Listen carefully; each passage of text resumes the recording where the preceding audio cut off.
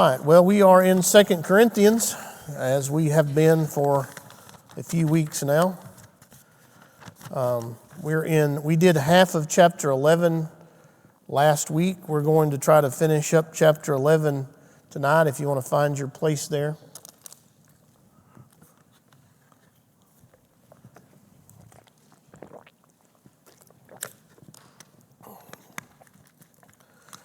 I was really hoping to be able to finish up 2 Corinthians by the time of the revival, but it's not going to happen because we're still going to have a couple of chapters after tonight, and revival is next week, so we'll break next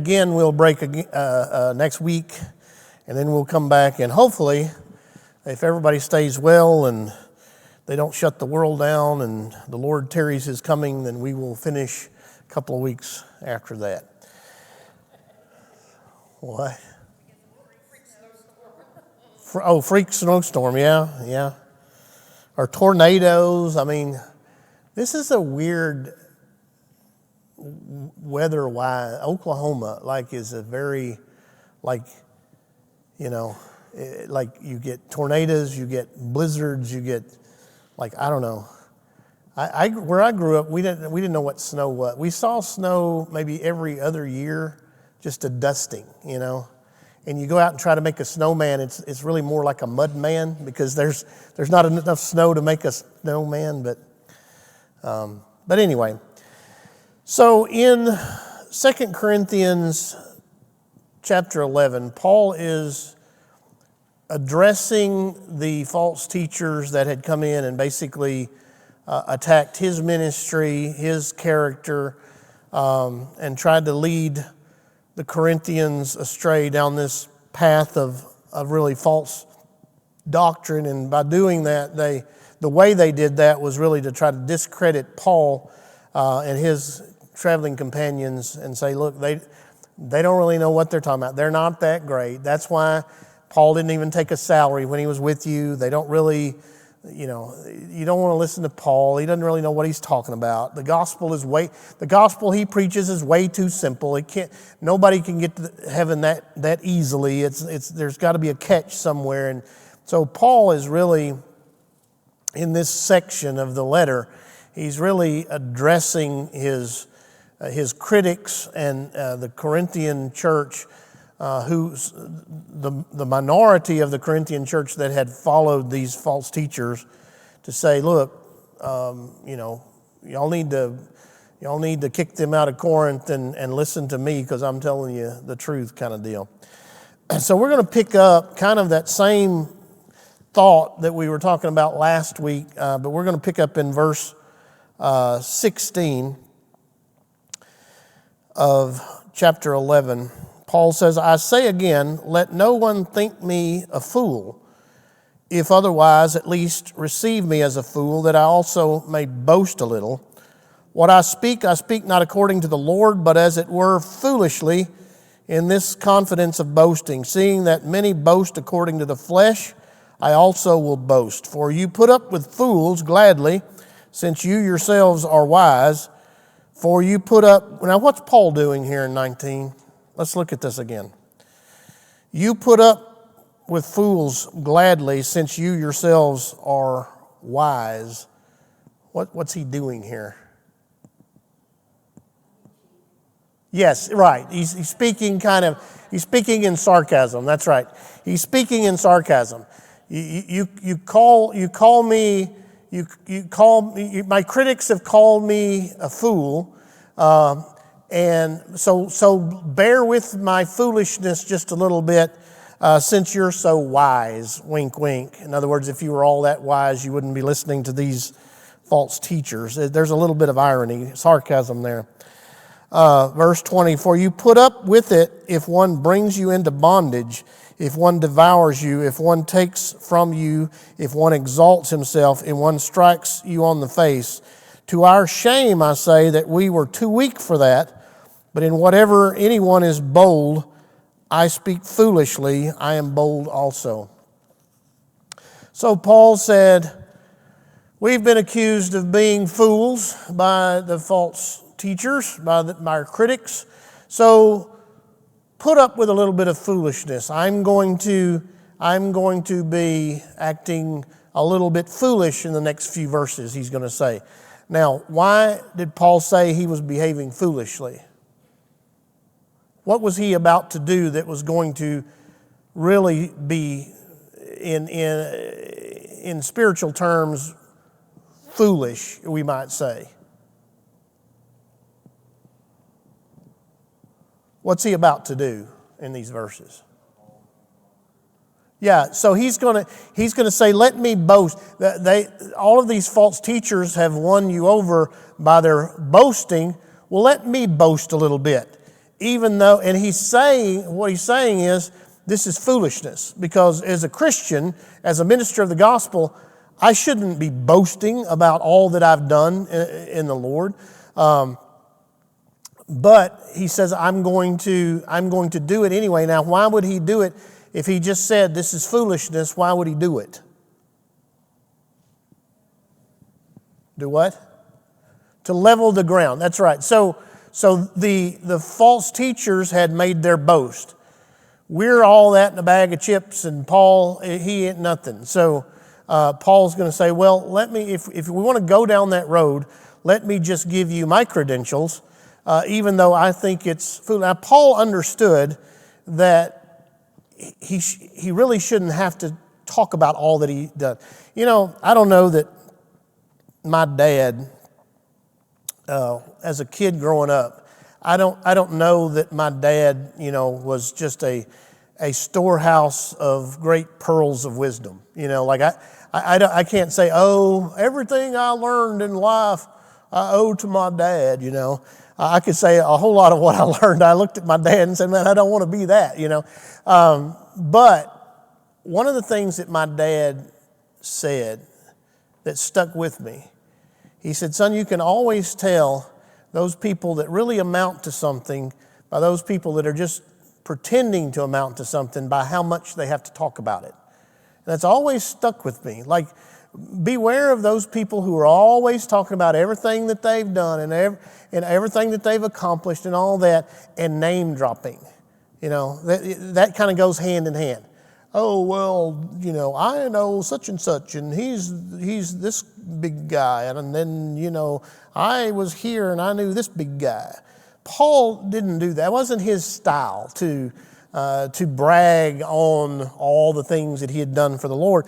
But he was willing to do it here to try to snap the Corinthian church back from this spell that these false teachers had put them under, to say, look, I've done more. The Lord has done more through me than he did with any of these false teachers. So wake up. So that's the idea.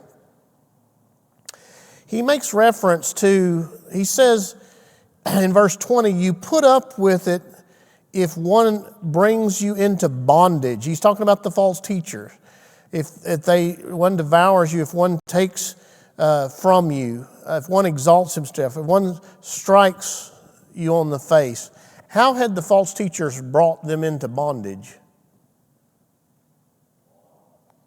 Yeah, so the idea was that they were bringing them back into a whole lot of the either the Old Testament laws or man-made rules. You got to follow all these rules. You got to jump through the hoops to really get to God. It's great that you want to be a Christian, but here's all these other rules that you got to follow if you really want to be a good Christian. If you really want to be as close to the Lord as you could be, you need to follow all these rules and do all this stuff.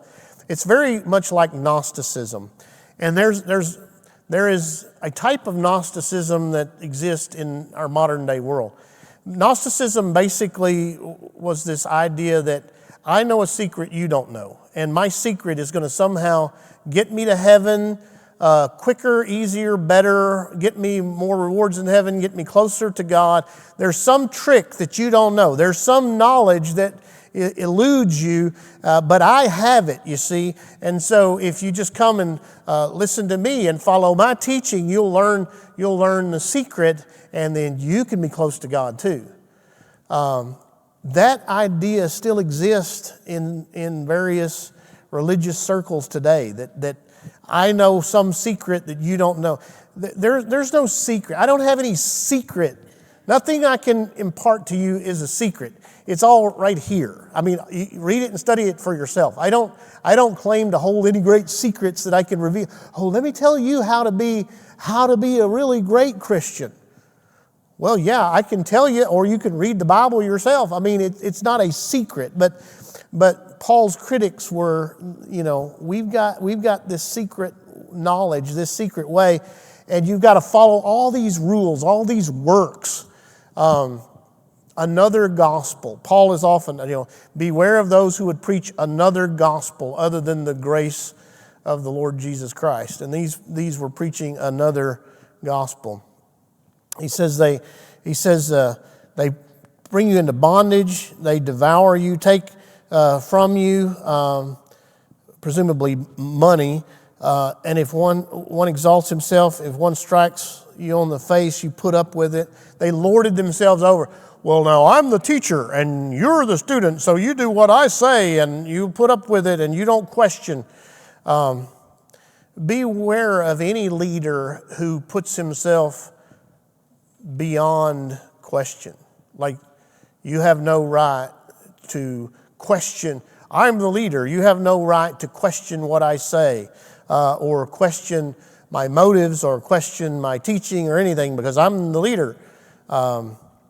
Beware of that. That's what you had going on in Corinth here. Now look at verse 21. He says, to our shame, we were too weak for that. What's Paul doing here again?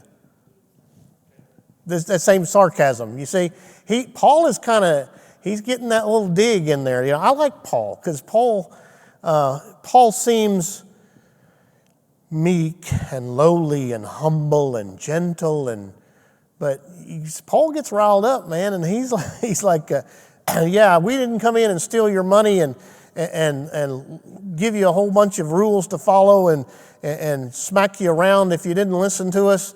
We were too weak for that, I guess. But put up with my foolishness. I'm going to go on and boast a little bit longer there.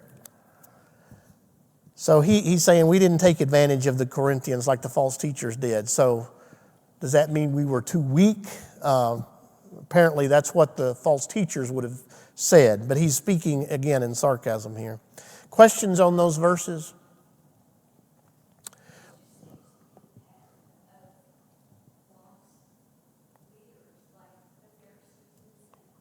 Yeah.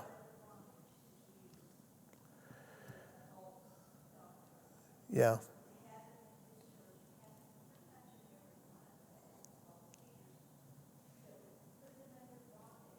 Right. Yeah. And they're constantly promoting this idea that it can't be as simple as the gospel. It can't be as simple as just repenting and trusting the grace of Jesus Christ, the sacrifice of Jesus Christ. And so there's all there and people, and here's what I find today, like there's people that will still rebel against this idea that salvation is by grace, through faith alone, and that there has to be another way. We don't want something for nothing. We want to work for it. I don't know if I told you this story. If I have, it's been a while. But when I was pastoring in Southeast Texas, we were doing an outreach event to the community, and so we set up on the volunteer fire department parking lot, and we were going to give out. We had hot link sandwiches, chips, and a cookie and a drink. And we put them in these bags that had the plan of salvation on the bag, because we thought, well, we could give them a track. They'll throw the track away, but they're going to take that sack and it's coming home with them because that's what's got their food in it. And so this guy comes by and he says, "What do you got here?" I said, "Well, we got hot link sandwiches and cookies and chips and a drink, He said, "How much?" I said, "It's free, totally free. We just want to share the love of Jesus in a real and practical way. It's not going to cost you anything." No. Now, how much is it? I want to pay for it. I said, it doesn't cost you anything. It's free. Just take it. It's yours. We want to give this to you. And he's like, well, let me make a donation. I said, you can't make a donation today. We're not taking any donations today. I said you can, if you want to give something to the Lord, if you want to give something to the church, you can come to church Sunday. We'll pass offering plates and you can give an offering there. But we're not taking up any money today. This is totally free. Everything's free. You just tell me what kind of chips you want and what kind of drink you want. Here's your hot link sandwich. He said, well, if I can't pay for it, I don't want it. Crammed his billfold back in his pocket and turned around and walked out. Now, people do God that way too. They really do. How much is salvation? It's free. It's already been paid for. Oh, but I want to pay for it. Well, you can't pay for it. You don't have that much in your billfold to pay for salvation. Well, if I can't pay for it, if I can't work for it, if there's not some system of rules, I don't want it. You remember Jesus' conversation with the rich young ruler? What must I do to inherit eternal life? Jesus said, well, you know the commandments. Don't kill, don't steal, don't commit adultery. He said, yeah, I've done all that. What do I still lack? Jesus knew he had a problem with his heart, that money was his God. And he said, okay, one thing you lack. Go and sell everything you have. Give the money to the poor and come follow me and you'll have riches in heaven. It says he went away sorrowful. I'm convinced if Jesus would have given him a list, okay, here's 10 steps to heaven. Just follow this. He would have gladly done that. If Jesus would have said, take half of everything you have and go down and give it to the synagogue and you can purchase your get out of hell free card, he would have probably done that. But to surrender everything, that was a price he wasn't willing to pay. So I'm not sure how I got off on I quit teaching and started preaching somewhere down the line. But anyway, that's the idea there. All right, let's look on then to verse 22 of chapter 11. Now, Paul is going to begin his boast here. And I want you to really listen to it when he begins to talk about all that he's suffered for the cause of Christ. If you think you're having a bad day or had a bad run of luck, let's listen to how Paul's last couple of years have gone. Paul says, are they Hebrews? So am I. Are they Israelites? So am I. Are they seed of Abraham? So am I. Are they ministers of Christ? I speak as a fool. I am more. In other words, more of a minister of Christ. In labors more abundant, in stripes above measure, in prisons more frequently, in deaths often. From the Jews 5 times I received 40 stripes minus 1. 3 times I was beaten with rods. Once I was stoned. 3 times I was shipwrecked. A night and a day I have been in the deep. In journeys often, in perils of waters, in perils of robbers, in perils of my own countrymen, in perils of the Gentiles, in perils in the city, in perils in the wilderness, in perils in the sea, in perils among false brethren, in weariness and toil, in sleeplessness often, in hunger and thirst, in fastings often, in cold and nakedness, and besides the other things, what comes upon me daily, my deep concern for all the churches. Who is weak, and I am not weak? Who is made to stumble, and I do not burn with indignation? If I must boast, I will boast in the things which concern my infirmity or my weakness. The God and Father of our Lord Jesus Christ, who is blessed forever, knows that I'm not lying. In Damascus, the governor under Aretas the king was guarding the city of the Damascenes with a garrison, that's Damascus there, desiring to arrest me. But I was let down in a basket through a window in the wall and escaped from his hands. So, now, how bad of a week have you had? Looking at Paul's description of his life here, maybe it's not as bad as we thought it was. notice he begins, and he is kind of echoing back what the false teachers would have said. They claim to be Hebrews. He says, so am I. They claim to be Israelites. He said, so I'm one too. They claim to be the seed of Abraham. He said, so am I. Now, Hebrews, Israelites, seed of Abraham are really all a description of what?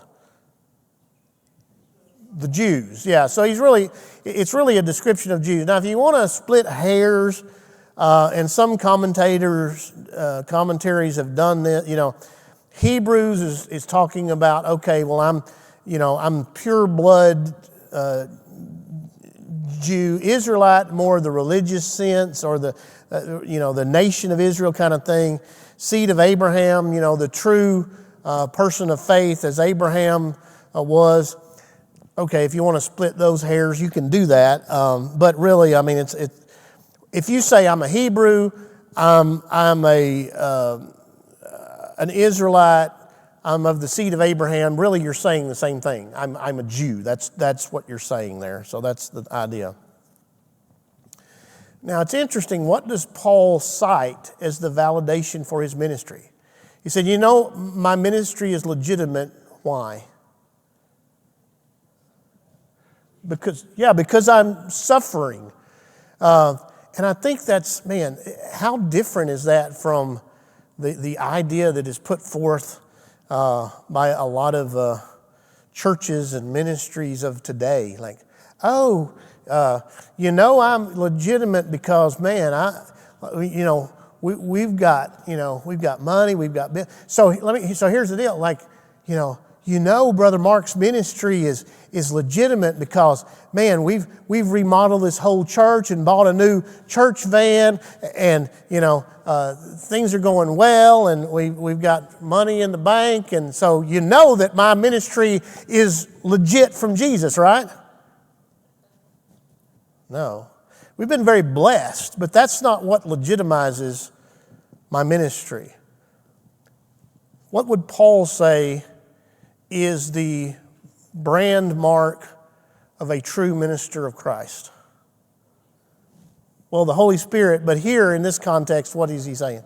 To suffer. To suffer. You don't think that scares me to death? I really don't like to suffer. Most people don't. I've done my share of it, not near to the extent that Paul has. Here's what I found. Everybody says, I want to be used by the Lord. I want to be used by the Lord. If I ask you to raise your hand, who all wants to be used by the Lord tonight? Probably everybody in here would raise your hand. You would, just not to be singled out, even if you didn't really feel that way, right? Here's the thing. You want to be used by the Lord? Get ready to suffer. I have not known anyone who has done anything of significance for the Lord that hasn't suffered. And here's what I've also found. It seems to be this spiritual principle that the more God uses you, the worse the suffering is. Paul's suffering was so extreme because God was using him in such extreme ways. So you want to be used by God? Get ready to suffer. You want to be used in extraordinary ways? Get ready to suffer extraordinarily. It's like a Charles Dickens novel. It's the best of times, it's the worst of times. We'll talk more about that in just a little bit. But anyway, that's kind of the idea there. And so he goes through this long list of all of his suffering, and then he says, other than this personal suffering, I have what to contend with? What burden does he carry? Concern for the churches. Boy, if you don't think that's real, I will. There's hardly an evening I don't go home, and my mind is just spinning of all the things in the church, challenges, opportunities.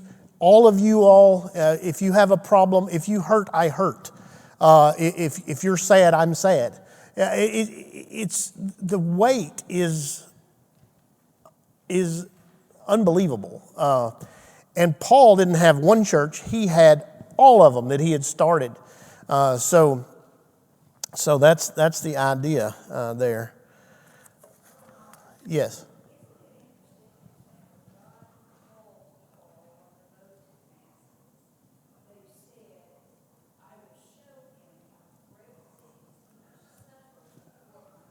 Oh yeah, exactly. Yeah. Yeah. Yeah. That becomes the hallmark of the authenticity of his ministry. That's right. He says, if I must boast, I'm going to boast where? In what? In my weakness, in my infirmity. Right. That's the idea there. You see the verse there, verse 30. Now, I want to draw your attention to one little thing he mentions specifically here. Verse 32, he says, in Damascus, the governor was guarding the city with a garrison, and he wanted to arrest me, but I was let down in a basket through a window in the wall and escaped from his hand. This sounds like a strange story that Paul would have just made up. Is it recorded anywhere else in Scripture? Yes. Where? Acts, 9:19 through 25. Good study Bible will pull that out for you, or a good reference Bible. Let's just look at that real quick. Acts 9:19. Acts 9:19. When he had received food, talking about Paul, he was strengthened. Then, this is before the name change. Saul spent some days with the disciples at Damascus. Immediately he preached Christ in the synagogues, that he is the Son of God. Then all who heard were amazed and said, is this not he who destroyed those who called on this name in Jerusalem, and has come here for the purpose so that he might bring them bound to the chief priest? But Saul increased all the more in strength and confounded the Jews who dwelt in Damascus, proving that Jesus is the Christ. Now, after many days were passed, the Jews plotted to kill him, but their plot became known to Saul, or Paul, and they watched the gates day and night to kill him. Then the disciples took him by night and let him down through the wall in a large basket. So this is what Paul is referring to here. And so we get a little bit of context to this situation. When does this take place in the time frame of Paul's ministry? He literally just got saved, started preaching the gospel. He's thinking, hey, I want everybody to know this Jesus that I just found. And what do? They try to kill him. And he's only escapes by being let down through from the wall by a basket. But cheer up, Paul, it's only going to get worse from here, right? So, questions on those verses? So I gave you a couple of little application questions here, kind of dealing with what we've talked about tonight. Little Susie Jane. That sounds like a fiddle tune. Little Susie Jane. I think that was Liza Jane, wasn't it? Yeah, something like that. Anyway, little Susie Jane dreams of one day being a pastor's wife. Poor little naive soul. She dreams it will be a fairy tale life where she will live happily ever after. How has Susie erred in her thinking? Yeah. She doesn't live in a place I like to call reality. Yeah. Well, and I see this. I have seen this hanging around church for the biggest part of my life. I have seen these girls, particularly if they're raised in church, and they're raised to in the church culture. They look at pastors' wives with these starry eyes, like, oh, you must be like Princess Diana, and your husband, what's it like to be married to a rock star, and all this goofy stuff. And they think, oh, well, if I can just marry a pastor, Oh, everyone in the church will respect me because I'm the pastor's wife, and I'll have the perfect husband and the perfect children, and we'll be the perfect family, and we'll live happily ever after. And to that, Lisa says, "You're crazy, woman." Okay, here you think. If you marry a pastor, you're not marrying a perfect husband. You're marrying a man who is sinful and flawed, just like any other man. So don't expect more. Don't expect you're marrying Jesus Christ, because you're not. You're marrying a sinful, fallen man. Your kids are not going to be perfect. They're not going to, every time you tell them to do something, they're not going to say, "Yes, mother," and go do it completely. It's not going to happen. Everyone isn't going to love you. Everyone isn't going to respect you. Everyone isn't going to treat your family nicely. That's reality. Should we expect it? Oh, it'd be wonderful. But here's the reality. To serve Christ is to suffer. So if you're marrying a man who is in the ministry, then you, by default, you're going to shoulder a big part of the ministry as well. And that means you're going to suffer. That's the reality. If you're not willing to suffer, don't marry the man, for goodness sake. Don't marry the man. What would I say about the ministry? I would say this. It has been good. It's been good. And I would say this, that the good times have far outweighed the bad. Even though sometimes in the midst of it, that's hard to see because the hard times are so hard. But over the long haul, the good has outweighed the bad. And Lisa and I have been able to see God work in ways that most people never will. And that's been a huge blessing. So has it been good? Yes. Has it been easy? Absolutely not. Has it been a fairy tale? Not at all. Not at all. So, yeah, just, I don't know. If you end up marrying a preacher, then, yeah, my goodness. Didn't your pastor want to talk to us? Part of the premarital counseling is, y'all really sure you want to do this? Are you really sure we want to go in the ministry because it's hard? I don't remember. So my home pastor, he did he officiated our wedding, and about like a week or whatever before we got married, he was doing our counseling, premarital counseling, and he said, "So you're going to be a preacher?" And I said, "Yeah." "You going to be a preacher, wife?" "Yes." He looked at us and said, "Don't do it." Yeah. I do. What I remember is he looked at the last part of the premarital counseling. He looked at us, and it was like 2 days till our wedding. We were getting married in Tennessee. I had family from Texas coming up. They had already started the trek from Texas because my parents, they can only drive 2 hours a day. We gotta. So, but he looks at us and goes, "Now, if you get up there, if you get to the altar, and it just doesn't feel right, then it's not too late. All you got to do is just say, 'No, this doesn't feel right.' It's not too late." We got out to the car. I told Lisa, said, "I want to tell you something. It is too late. We've sent out invitations. Family's coming. That horse is already out of the gate, If you ain't sure by now, you better figure out a way to live with me because it is too late, I promise." So that was almost 29 years ago, so I guess she's figured out how to live, how to put up with old Mark. So I'm all right. I feel like I'm telling the stories more than teaching tonight, but anyway. So at her wedding shower, they had everybody write down like an advice, on a 3x5 note card, like marriage advice.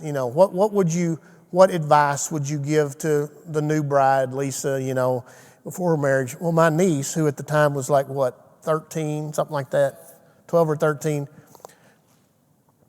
her advice was just try to put up with Mark.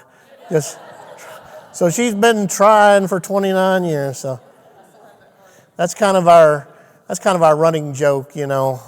I'll do something to kind of get under her skin a little bit, you know, and I'll look at her and I'll say, just try to put up with a Mark. So, all right, let's finish this up. Televangelist Ronald McDonald.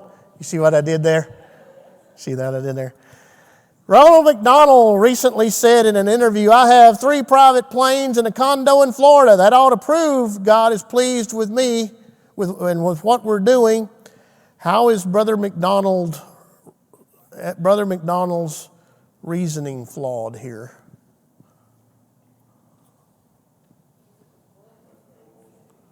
Do what? Yeah. You know, it's suffering, not prosperity, that is the validation of ministry. And I think, man, yeah. You know, Jesus, if you look at the ministry of Jesus, just go to the gospel account of the life and ministry of Jesus. He didn't spend a lot of time talking about money. And most of what he said about money was negative. In fact, probably the most positive thing he said about money is you ought to use your money to buy friends. I mean, that's literally what he said. You can read it. But anyway, this idea that, oh, well, because I have and accomplish, and you know that means somehow God is pleased. And we do the same thing. It's not just ministry. We do the same thing as Christians. Oh, well, if I have plenty of money and I'm not sick and I'm not suffering, then I must be doing it God's way. God must be pleased with me, right? And what do? Then when the shoe's on the other foot, and all of a sudden I'm broke and I'm sick and I don't have as many friends as I used to have, and what do we automatically assume? Yeah, like Job. What did I do? I'm just trying to serve the Lord, and all this happened. God, why are you mad at me? Why do you think he's mad at you? Could it be that he is showing you really belong to me, and I'm going to use you? What if, I'm going to blow your mind here. What if the next time tragedy and suffering comes your way, instead of saying, God, why are you mad at me, saying, God, how are you about to use me? Because with the suffering comes an opportunity for service. Whew. Whole different perspective of seeing things. All right, so that's chapter 11, and we'll pick up there the week after revival.